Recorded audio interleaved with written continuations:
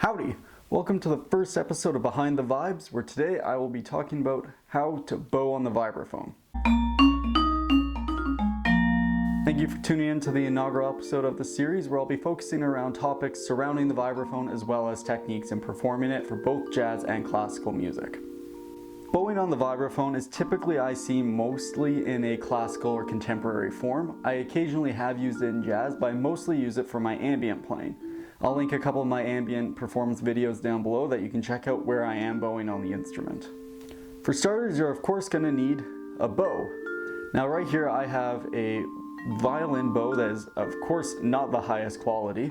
This violin bow I obtained by trading a $2 Canadian ice scraper, so it's definitely not of the highest standard, but of course gets the job done. I also have a bass bow. It's a bit wider than this violin bow, which I prefer to use on the lower range of the instrument. However, you can just get away with using one or the other. You do not need both.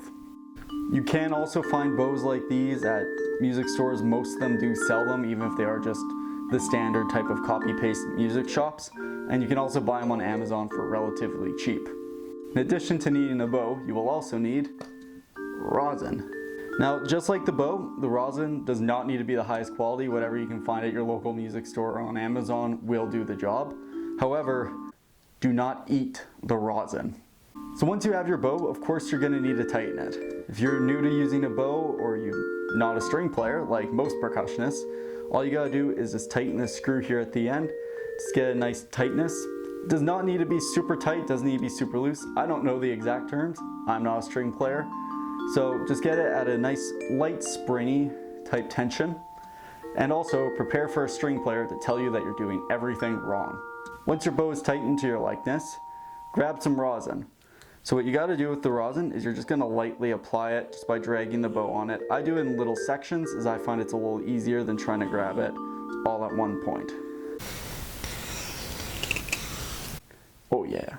So you definitely need the rosin on the bow. It creates the friction that allows the vibration to happen. Once you've applied your rosin, you're going to grab the frog like this, kind of in a fish shape, is what I find easiest. You can also hold it between the two fingers. I find the fist is best, so you can change the pressure that you're pushing on the bow with. I also find it's easiest to push down with the bow rather than be pulling up with it.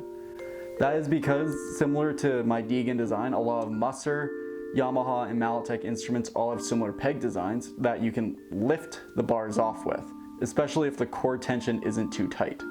Now this can cause problems as you can create some unnecessary noise if the bar falls down, either on the peg or a metal brace going across, creating some unnecessary and very unwanted clanging effects. It's rather straightforward.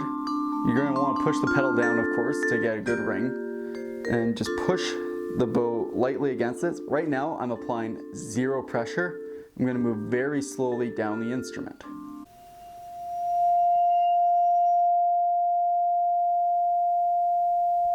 That's pretty much all there is to it. It's just pushing the bow against the bar, similar to if you're doing it on the accidentals. Especially for the accidentals, I find it easier to push down. Now the dynamics that you get are going to be created by how much pressure you're pushing against the bar, as well as how fast you're moving the bow. For example, here I am putting very little pressure on the bow and moving it very slowly.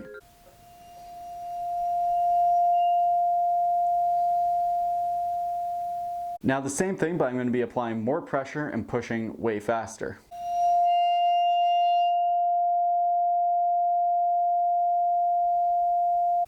Oh yeah. So that's really all there is to it for bowing on a vibraphone. I mainly, again, like I said at the start, apply this to more classical or contemporary techniques.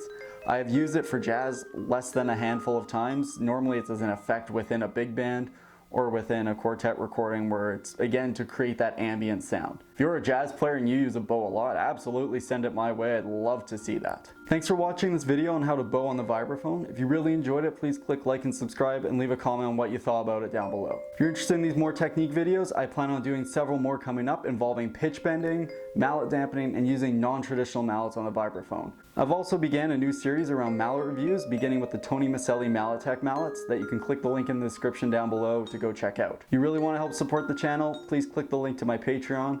Donate. If you can't donate, no worries. Just enjoy the videos. Thanks for watching, and I'll see you next week.